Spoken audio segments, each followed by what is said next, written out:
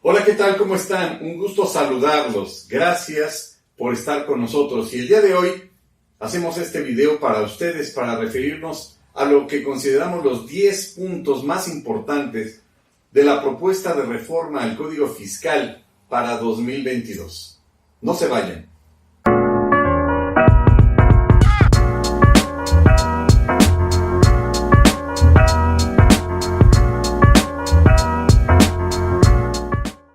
Hola, ¿qué tal? ¿Cómo están? Gracias por estar con nosotros en nuestro canal.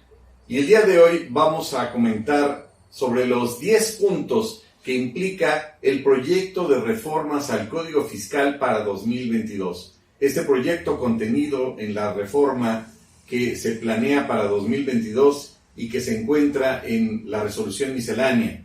Esta reforma, considerada como una de las más agresivas en los últimos 20 años en materia fiscal federal.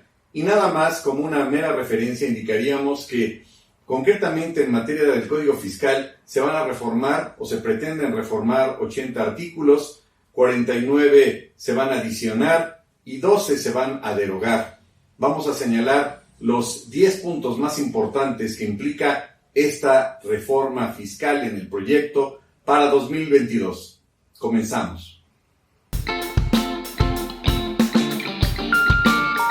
Punto número 1. Se propone derogar el último párrafo del artículo 5A del Código Fiscal de la Federación, que regula la procedencia de las acciones en materia penal que deriven de las facultades de comprobación de las autoridades fiscalizadoras en materia de razón de negocios. Como recordarán, el artículo 5A del Código Fiscal, que se implementa a partir de 2020 en el Código Fiscal, establece por primera vez que a través de las facultades de comprobación las autoridades fiscales federales van a poder verificar, calificar el tema de razón de negocios a efecto de que se espere un beneficio económico razonablemente esperado. Y derivado de aquello, la autoridad, en principio, había determinado que no procedían las acciones de carácter penal por esa materia. Sin embargo, en 2021, pues se reformó este artículo estableciendo que siempre sí procedían las acciones en materia penal. Y ahora para 2022, pues que siempre no proceden. ¿A qué deriva o por qué ese cambio tan tajante de parte de las autoridades en materia fiscal? Pues muy probablemente porque el artículo 42 ya establece que derivado del ejercicio de las facultades de comprobación proceden las acciones de carácter penal. Punto número 2. Se propone la suspensión de los plazos en las facultades de comprobación por causas de fuerza mayor o caso fortuito. ¿Esto qué implica? Pues que los legisladores plantearon la facultad de las autoridades fiscales para suspender los plazos previstos en el artículo 46A referentes al tema de cumplimiento de obligaciones y ejercicio de las facultades de comprobación, cuando exista causa de fuerza mayor o caso fortuito. Es decir, pretenden adicionar el último párrafo al artículo 12 del Código Fiscal, aun cuando entendemos que el 46A no va a ser modificado en ese rubro.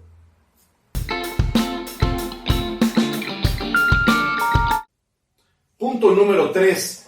Comprobantes fiscales digitales en operaciones al público en general. ¿Qué implica este proyecto de modificación al Código Fiscal en el artículo 14? Pues se pretende modificar el segundo párrafo de este artículo con la finalidad de eliminar la referencia de los comprobantes simplificados. Actualmente, las operaciones efectuadas con el público en general deben ser registrados en un comprobante fiscal digital utilizando el RFC.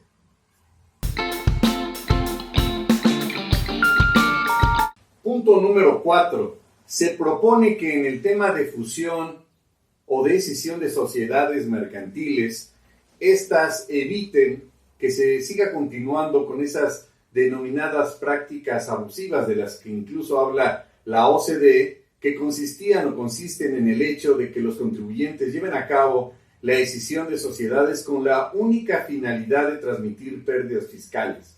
Es decir, se pretende regular esta situación para que la autoridad lo pueda detectar y esto se regula a través del artículo 14b. Esto para efecto de que no se transfiera un capital social mínimo y se propone clarificar la redacción de este artículo con la finalidad incluso de precisar la transmisión que debe realizarse en una escisión de sociedades mercantiles y que esto sea conforme o acorde con lo que previene el artículo 228 bis de la Ley General de Sociedades Mercantiles.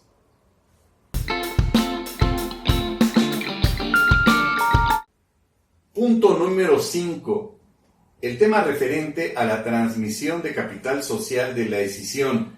A través de la reforma del artículo 15A al Código Fiscal de la Federación, se propone hacer una forma más clara o clarificar la redacción de este artículo con la finalidad de establecer de forma más precisa y más clara que la transmisión que debe llevarse a cabo en una escisión es la de capital social, de acuerdo con lo dispuesto en la Ley General de Sociedades Mercantiles.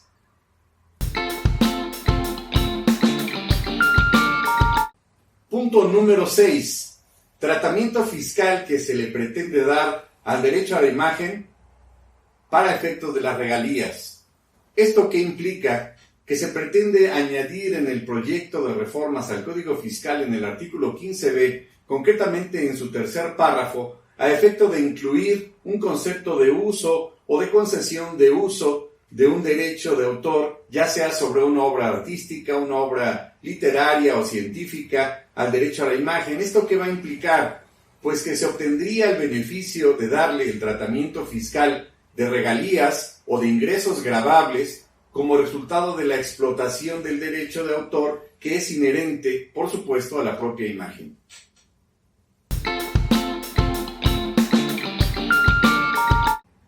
Punto número 7.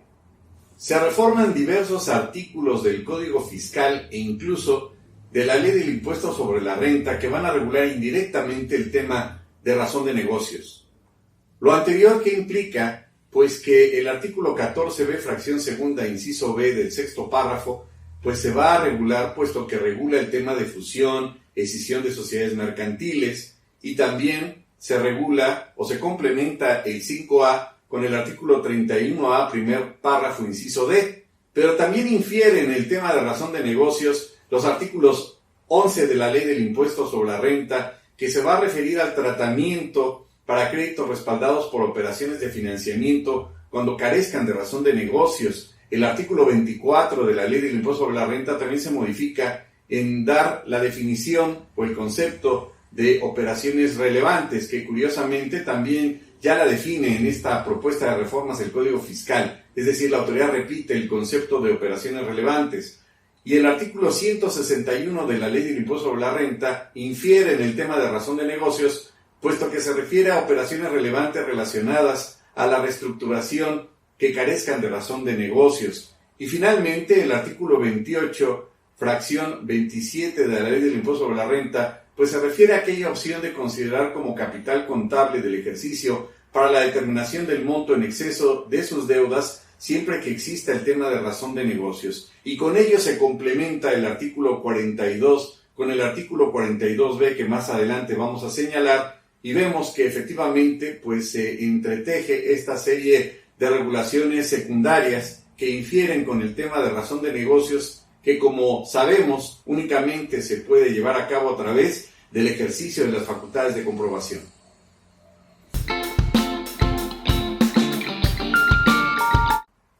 Punto número 8.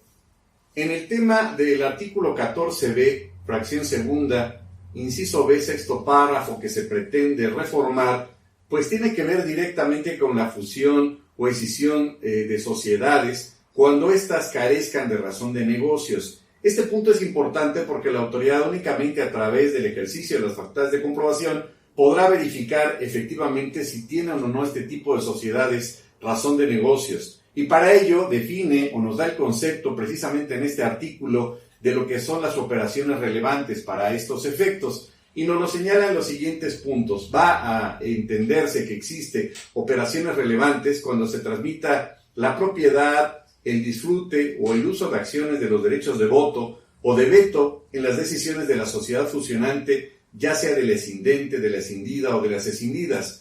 2. Cuando se otorga el derecho sobre activos o utilidades de la sociedad fusionante, escindente o escindida o escindidas, de acuerdo al que corresponda en caso de que exista cualquier tipo de reducción de capital o de liquidación, también cuando se disminuya o aumente en más del 30% el valor contable de las acciones de las sociedades fusionante, escindente, escindida o escindidas, cuando se disminuya o aumente el capital social de la sociedad fusionante, escindente, escindida o escindidas, cuando un socio o accionista reciba acciones por virtud de la fusión de la escisión o aumente o disminuya su porcentaje de participación en capital social de la sociedad fusionante, escindente o escindida, o cuando se cambie la residencia fiscal de los socios o accionistas que recibieron acciones precisamente de la sociedad fusionante, escindente o escindida o escindidas, o cuando se transmita uno o varios segmentos del negocio de la sociedad fusionante, escindente o escindidas. Aquí la pregunta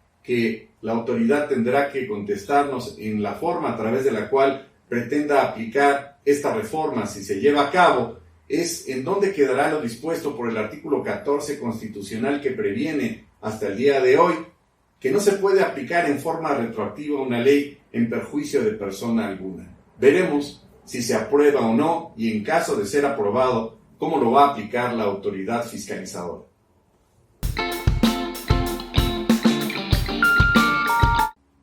Punto número 9.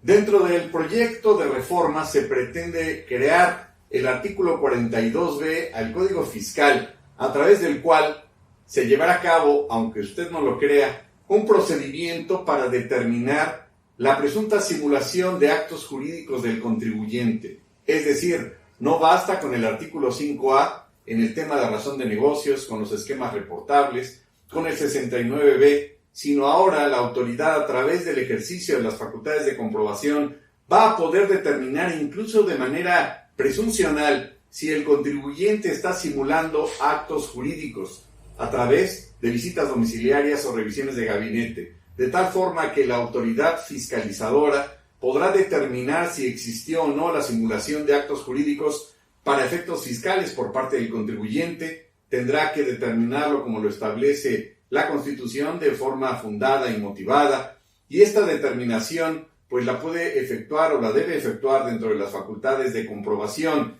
Esto es importante porque la autoridad pues va a poder llevar a cabo este tipo de acción de forma presuncional, basándose en elementos que aún al día de hoy desconocemos, y también desconocemos si se vaya a aprobar o no.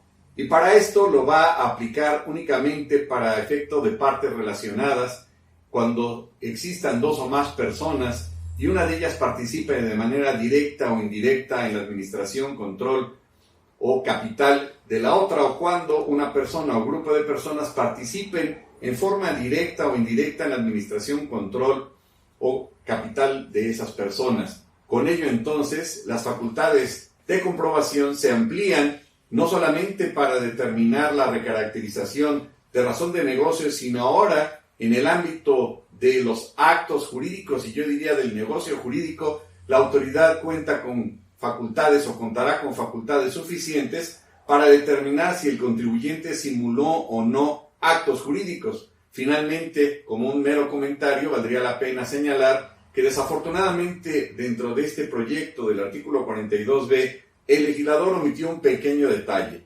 definir qué es lo que se debe de entender por acto jurídico simplemente para efectos fiscales.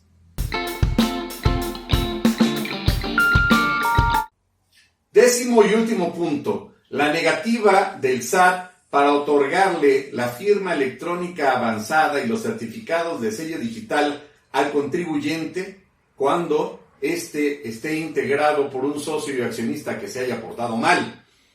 Este es el último de los puntos de los que nos trae aquí con ustedes para señalar o especificar o tratar de condensar este proyecto de reformas al Código Fiscal para 2022. Y esta es una de las facultades en donde el legislador empodera más todavía a las autoridades fiscales en sus facultades de gestión. Es decir, a partir del proyecto de reforma del artículo 17D del Código Fiscal, se previene o se propone establecer los casos a través de los cuales el SAT le podrá negar el otorgamiento de la firma electrónica avanzada a los contribuyentes o incluso de los certificados de sellos digitales a las personas morales que así lo soliciten o que así se lo requieran, cuando la autoridad detecte que un socio o accionista de esa sociedad mercantil solicitante, pues que cuente con el control efectivo de la solicitante, es decir, que pueda imponer decisiones en las asambleas generales de accionistas, de socios o de órganos equivalentes, nombrar o destituir a la mayoría de los consejeros, administradores o sus equivalentes de una persona moral, o por otro lado mantener la titularidad de los derechos que permitan ejercer el voto respecto de más del 50% del capital social de una persona moral, o finalmente que pueda dirigir la administración, la estrategia o las principales políticas de una persona moral, ya sea a través de la propiedad de valores, por contrato o de cualquier otra forma, en esos casos, y que esa persona física se encuentre en cualquiera de los siguientes escenarios, es decir, se encuentre en cualquiera de las fracciones 10, 11 o 12 del artículo 17H, o se encuentre dentro de los supuestos que refiere el párrafo 12º del artículo 69 de la fracción primera a la quinta del Código Fiscal, y además ese socio o accionista pues tenga el control efectivamente, incluso de otra persona moral. ¿Hasta qué punto la autoridad podrá condicionar el otorgamiento de la firma electrónica avanzada o incluso la expedición de los certificados de sellos digitales cuando el socio y accionista incurra en cualquiera de estos escenarios, o incluso sea el socio accionista de otra sociedad que también haya caído en esas inconsistencias o irregularidades o hipótesis a las que se refiere el artículo 17D? ¿Es válido que la autoridad condicione por un tercero que a final del día no tendría ningún vínculo o relación jurídica con la persona moral directamente más que el aspecto del control efectivo? ¿Puede condicionar la autoridad a una ficción jurídica para con un tercero que no tiene vínculos alguno o relación directa con la autoridad en relación con la solicitante? Pues ya veremos qué dicen los juzgados de distrito cuando los contribuyentes, si optan por irse a juicio de amparo, señalando la presunta violación a la Constitución, y veremos cómo resuelve el Poder Judicial al respecto. Muchas gracias por el favor de su atención. No nos despedimos sin antes pedirles que se suscriban a este canal y que accionen la campanita para estar al pendiente de todos estos cambios y modificaciones y saber efectivamente cuáles fueron los artículos o las modificaciones que finalmente fueron aprobadas por el Congreso para entrar en vigor a partir de 2022. Muchas gracias. Gracias por su atención y cuídense mucho.